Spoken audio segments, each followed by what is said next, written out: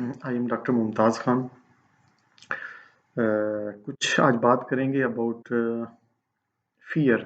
खौफ क्या होता है, या खौफ के नतीजे में मुख्तलिफ हमारे जज्बे कैसे इजहार करते हैं।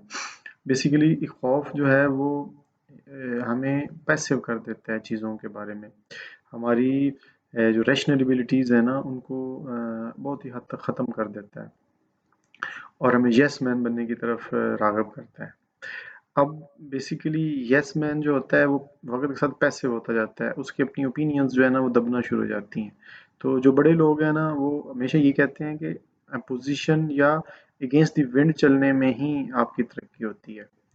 तो इसलिए चीज़ मतलब हर मामले में एजिटेशन भी ठीक नहीं होती है कि आप किसी भी कोई भी बात होती है तो एजिटेशन शुरू कर दें।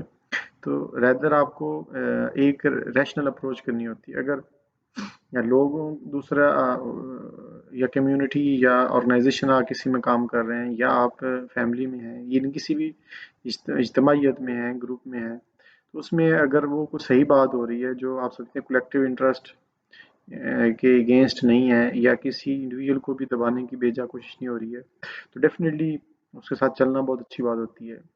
लेकिन हर ऐसी बात को जो इलॉजिकल हो, जो कम्युनिटी के इंटरेस्ट के या ग्रुप के इंटरेस्ट के या इदारे के इंटरेस्ट के या इवन उस फर्द को खामखा दबाने की बात हो रही हो और उस पर भी यस करते जाएं, तो इस तरह की लोग जो हैं मतलब वो यस मैन उन्हीं को कहा जाता है। तो इस तरह के लोग जो होते हैं फिर अगर वो इस चीज़ को अपना एटीट्यूड बना लेते हैं तो डेफिनेटली उनकी पर्सनैलिटी ख़त्म हो जाती है। और खुशामदी माहौल में अक्सर ये चीज़ें डोमिनेट होती हैं। तो फिर अगर हम इस तरह के माहौल में ख़ुद को फिट करने की कोशिश करें तो वक्ती तौर पे तो हो सकता है हमें कुछ फ़ायदे मिल जाएं, लेकिन लॉन्ग टर्म जो हमारी पर्सनैलिटी है ना वो दबना शुरू हो जाती है।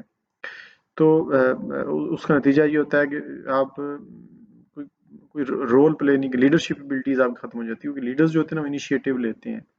इनिशिएटिव्स जो होते हैं वो स्ट्रेंथ से आते हैं, जज्बे से आते हैं, और मुखालफत भी समटाइम करनी पड़ती है, उससे भी आते हैं। हाँ, उसके उसकी स्किल्स सीखनी पड़ती हैं। इनिशियली हम बहुत ओपनली ब्लंटली उसकी मुखालफत करते हैं, बाद में हम थोड़ा सा डिप्लोमेटिकली करते हैं। तो ये चीज़ें वो टूल्स सीखने हैं कि हम टाइम का इंतज़ार करना, समटाइम हमारे अंदर वो पेशेंस नहीं होता, तो शायद एज हमें सिखाना शुरू कर देती है, वक्त हमें सिखाना शुरू कर देता है। तो ये चीज़ें ज़रूरी हैं कि फ़ियर को कंट्रोल रखना और अपनी एबिलिटीज़, अपनी लीडरशिप स्किल्स को या इनिशिएटिव लेने की एबिलिटी को मत ख़त्म होने देना। तो ये बड़ा ज़रूरी है लाइफ में। अदरवाइज़ सारे यस मैन बनते जाएंगे सोसाइटी में, तो फिर सोसाइटी जो है वो अथॉरिटेरियनिज़्म की तरफ चली जाती है।